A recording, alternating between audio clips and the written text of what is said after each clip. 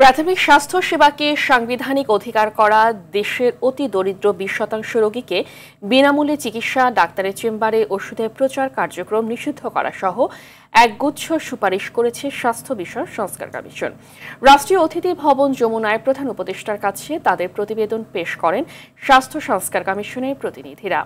স্বাস্থ্য সুরক্ষা আইন, স্বাধীন স্বাস্থ্য কমিশন গঠন সহ আরও বেশ কিছু নীতিগত সিদ্ধান্তের প্রস্তাব দেন তারা। রুদ্র রফিকের আরও একটি রিপোর্ট। চিকিৎসক রোগীকে যে প্রেসক্রিপশন দেন তাতে লেখা থাকে ওষুধ কোম্পানির ব্র্যান্ডের নাম। অভিযোগ আছে বিভিন্ন কোম্পানির দ্বারা প্রভাবিত হয়ে জেনেরিক নামের পরিবর্তে ওই প্রতিষ্ঠানের ওষুধ কিনতে বাধ্য করেন চিকিৎসকরা। স্বাস্থ্যখাত সংস্কার কমিশন এই অবস্থার অবসান চেয়ে তাদের সুপারিশ দিয়েছে।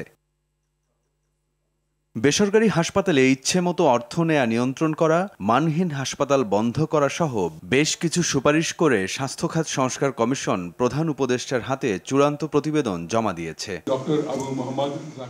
পরে ফরেন সার্ভিস একাডেমিতে সুপারিশের দিকগুলো তুলে ধরা হয়। দেশের 20% মানুষ যারা অতি দরিদ্র, তারা সব ধরনের সেবা বিনামূল্যে পাবে হাসপাতালে, এবং এর হয়তো 10% ভাগ সরকারি হাসপাতালে, 10 ভাগ বেসরকারি হাসপাতালে। প্রাথমিক স্বাস্থ্য সেবা যে মানুষ ফ্রি পেতে পারে তার জন্য এখন একটা আইন তো অর্ডিন্যান্স দিয়ে করতে পারেন তারা। প্রত্যেকটা ডিভিশনে একটা করে আন্তর্জাতিক মানের আঞ্চলিক রেফারেল হাসপাতাল করার প্রস্তাবনা দেওয়া হয়েছে।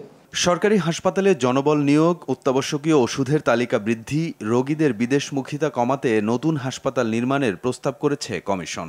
আমরা প্রপোজ করেছি যে একটা বাংলাদেশ স্বাস্থ্য কমিশন যে ওভারসি করবে, পলিটিক্যাল ইস্যুগুলো আলাপ করবে, আর একটা হলো স্বাস্থ্য সেবা বিভাগ ডিসেন্ট্রালাইজড হয়ে যাবে। এক জায়গায় মানসম্মত মেধাসম্পন্ন লোক আকৃষ্ট হয়, সেজন্য তাদের জন্য আলাদা পে স্কেল করতে হবে। ইউনিক স্বাস্থ্য আইডি ও স্মার্ট স্বাস্থ্য কার্ড চালুর ব্যাপারেও সুপারিশ করা হয়েছে।